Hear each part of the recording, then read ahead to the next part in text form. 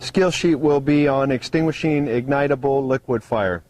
And under the task, we're going to assemble a foam fire stream. So this is task 6-3.1A. On the outcome, while operating as a team leader, the candidate shall be able to select the proper foam concentrate, assemble and place into operation a foam fire stream for a given ignitable liquid fuel and conditions.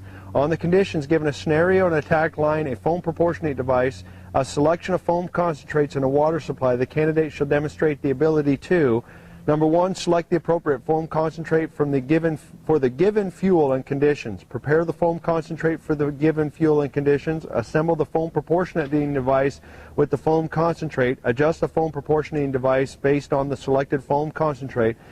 Assemble, position, and prepare the hose line for fire attack. Assemble, position, and prepare personnel for fire attack. And number 7, charge the hose line so that it produces a properly proportioned foam fire stream. On those conditions, you'll be in full PPE, whether the evaluator wants you to have an SCBA on your back, whether they want you to have your mask on. You're going to have to base that on the conditions. If you have live fire versus simulated fire, you'll have to go with what they are giving you for the scenario conditions.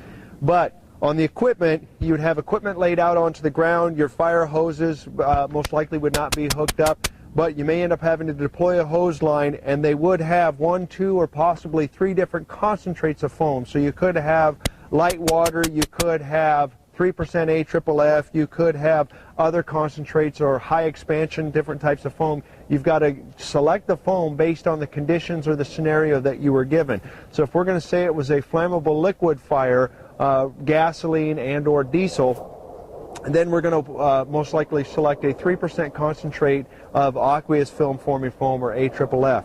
So you do need to be able to look down at your concentrates and quickly decipher what do we have and what percentage do we have. So both of these are a 3% solution, so I'm fine with that. I do have my foam eductor.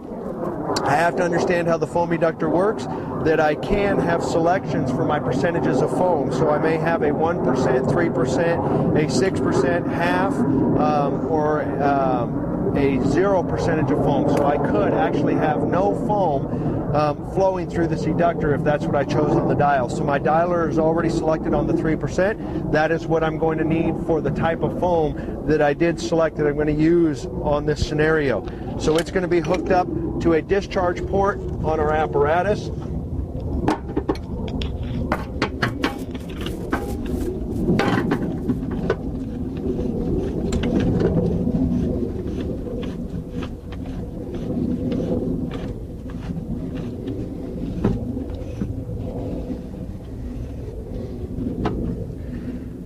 Then my hose that has been deployed is going to get hooked up into my eductor. So you can see with this eductor, we have a 2.5 on the apparatus side, 1 3/4 on the discharge side of our foam eductor. Now I've selected this as my 3% foam, so I can open it up, slide my eductor in. It's already at the 3% marking. Walk down to where my hose has been deployed, or ascertain if my assistant is ready to have my line charged to get ready to flow foam. So if I was walking down to this location, I'd be looking back to my pump operator. Then I would tell him to go ahead and charge the line. He's going to then charge the line, and I'm readying all of our personnel for the fire attack that's going to need to take place, and applying our foam properly onto a flammable liquid fire. So those type of things are when we deployed our hose line.